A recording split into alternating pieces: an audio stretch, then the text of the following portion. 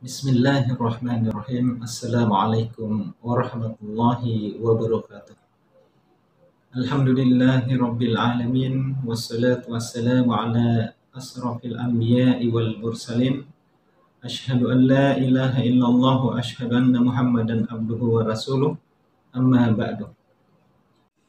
Alhamdulillah, pada kesempatan yang berbahagia ini kita akan belajar tentang haji wada. Apa itu haji wada? Haji wada adalah haji yang mempunyai makna arti perpisahan. Haji terakhir. Rasulullah SAW ketika di Madinah 9 tahun lamanya, menurut riwayat Muslim, belum pernah melaksanakan haji. Maka pada tahun ke-10 di Madinah, Rasulullah SAW kemudian mengumumkan akan berangkat menuju Tanah Suci untuk menunaikan ibadah haji. Berbondong-bondonglah umat Islam yang ada di kota Madinah ingin mengikuti Rasulullah SAW untuk melaksanakan ibadah haji. Umat Islam di kota Madinah kurang lebih 90.000 orang yang mengikuti Rasulullah SAW. Kemudian di tengah perjalanan umat Islam yang lainnya ikut bergabung sehingga total jumlah dari umat Islam yang akan melaksanakan ibadah haji itu kurang lebih 124.000 orang. Di Mekah, Rasulullah SAW kemudian memberikan tata cara manasik haji dan sunnah-sunnah haji. Tahun ke-10 ini, tahun ke-10 Hijriah, yaitu tahun yang diwajibkannya umat Islam menunaikan ibadah haji. Dalam kesempatan itu Rasulullah SAW setelah berada di padang Arafah, Rasulullah SAW kemudian berkhutbah. Khutbah wada itu artinya khutbah perpisahan bagi Rasulullah SAW. Isi dari khutbah ini antara lain, "Wahai umat manusia, dengarlah perkataanku. Mungkin sehabis ini aku tidak akan bertemu lagi dengan kalian di tempat ini untuk selamanya. Wahai manusia, sesungguhnya darah dan harta benda kalian adalah suci bagi kalian sampai kalian bertemu dengan Rabb kalian, seperti hari dan bulan suci sekarang ini. Kalian tahu bahwa setiap muslim adalah saudara bagi muslim yang lainnya, dan semua kaum muslimin adalah bersaudara. Seseorang tidak dibenarkan mengambil sesuatu dari saudaranya kecuali yang telah diberikan kepadanya dengan senang hati. Karena itu, janganlah kalian menganiaya diri sendiri." Ya Allah, sudahkah kusampaikan? Maka yang hadir di situ mengatakan, "Sudah ya Rasulullah." Dalam kesempatan itu pula Rasulullah SAW memberikan, "Taraktu fikum amraini lan tadillu ma tamassaktum bihima kitaballah wa sunnata rasulih." Aku tinggalkan kepadamu dua perkara, kamu tidak akan tersesat selama kamu berpegang kepada keduanya, yaitu Al-Quran dan As-Sunnah. Hadis riwayat Hakim.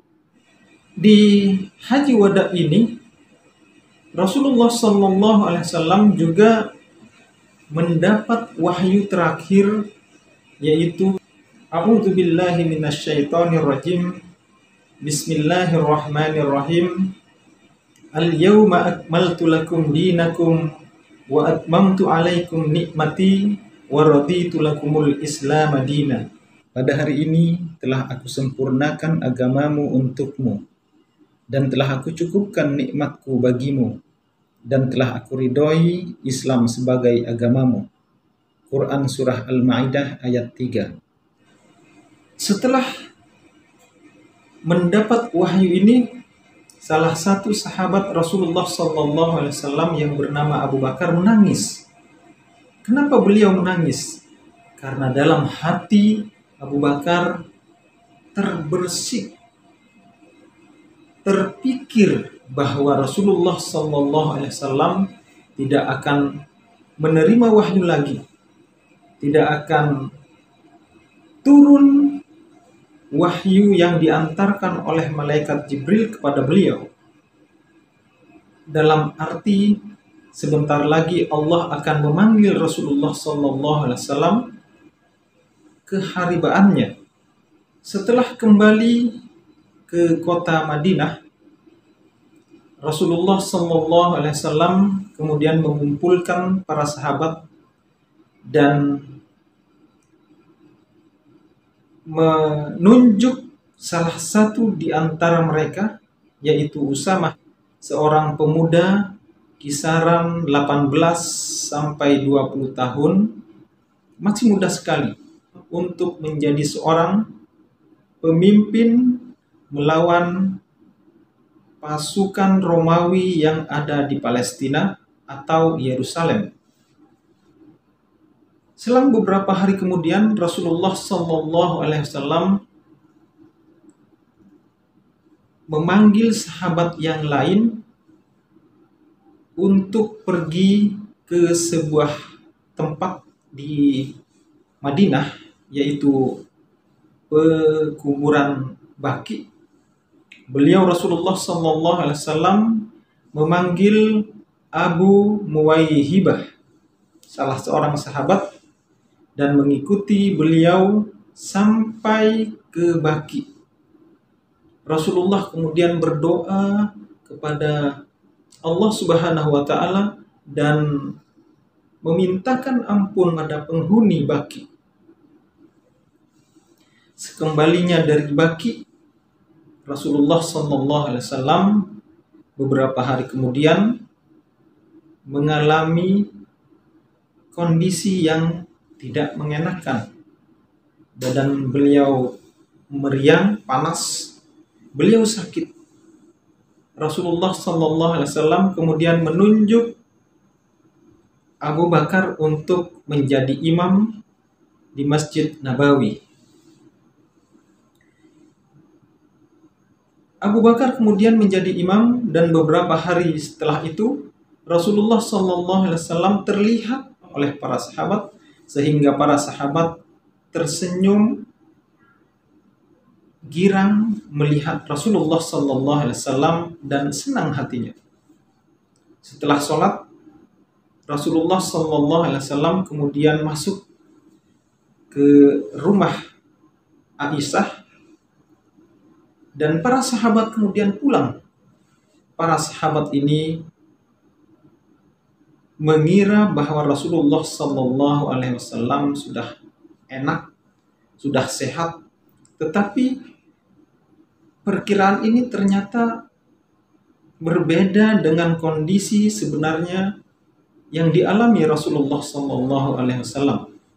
Rasulullah SAW kemudian masuk ke kamar Aisyah, kemudian menyandarkan diri kepada Aisyah.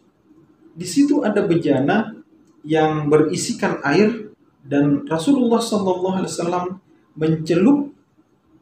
mencelupkan tangannya, kemudian mengusap mukanya dan mengatakan, La ilaha illallah, sesungguhnya kematian itu mempunyai sakarat. Firrafiqil a'la. Setelah itu malaikat pencabut nyawa datang, dan Rasulullah SAW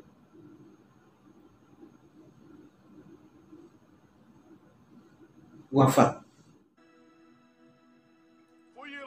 Tersiarlah berita bahwa Rasulullah SAW wafat.